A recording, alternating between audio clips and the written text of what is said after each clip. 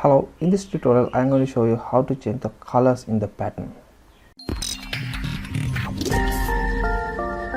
Welcome to Fluent Tutorials. In here I am going to select this shirt, Ctrl minus zoom out, and here I am going to press the magic wand tool, press the outside, these are the same color, add selection,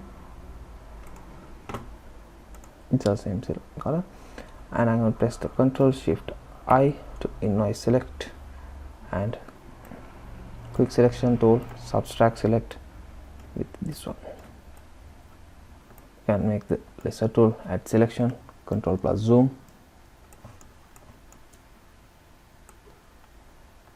You can select these things, Ctrl minus zoom out, and I'm going to press the new hue and saturation layer here, and you can adjust the hue.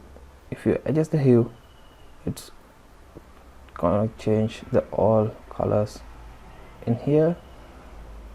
You can change like this, or you can spot out the color. You want to reset this one and Ctrl plus zoom. If you want to change this blue color cyan, here I'm going to click this spot selections, click this one, and click here the cyan.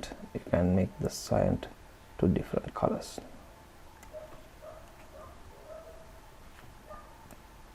You can make any color.